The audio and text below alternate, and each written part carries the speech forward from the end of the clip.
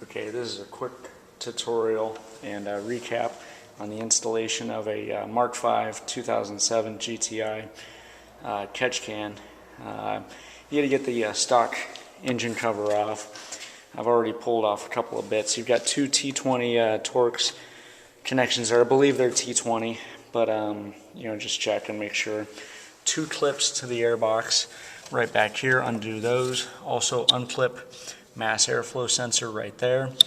And you've got two grommets, one here, that are holding it down firmly. So you're best grabbing the airbox left to right by two hands and pulling up firmly, but being careful not to break the airbox. So that's your first step. Put the camera right here for a second.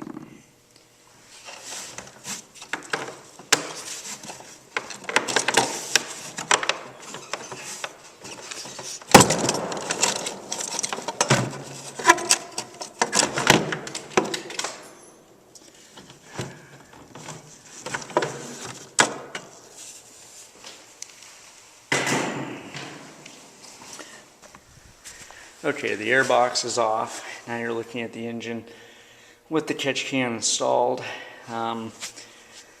This is supposedly a 1 hour do-it-yourself. We found it to be a little bit more difficult than that, but not a huge deal. First step you're going to have is the intake manifold block off. Plug goes right here. Has 3 set screws once you've cleared the lip.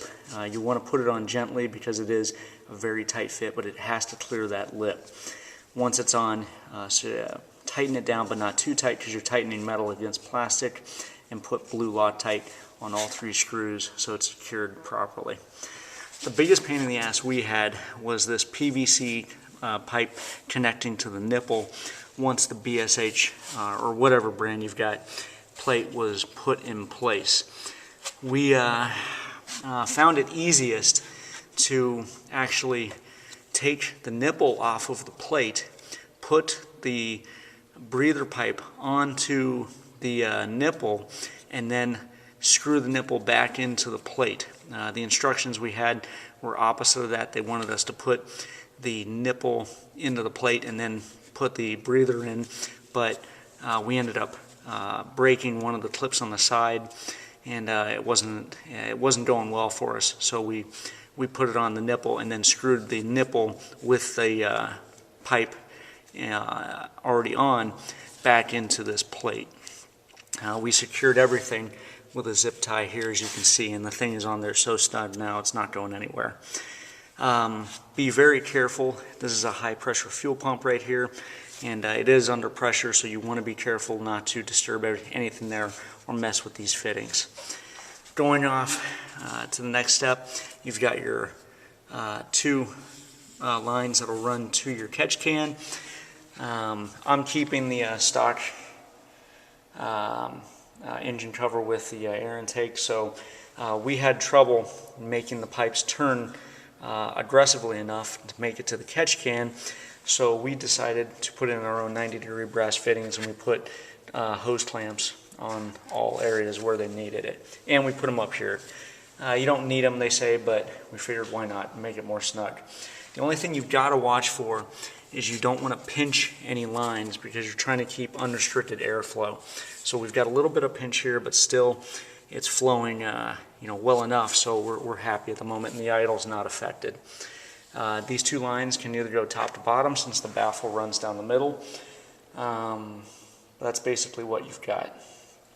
We did have the airbox on there and it works fine, so it seems to be working. The other thing we found was that the instructions were not perfect on this mounting bracket. It did not deal with the radiator shroud at all.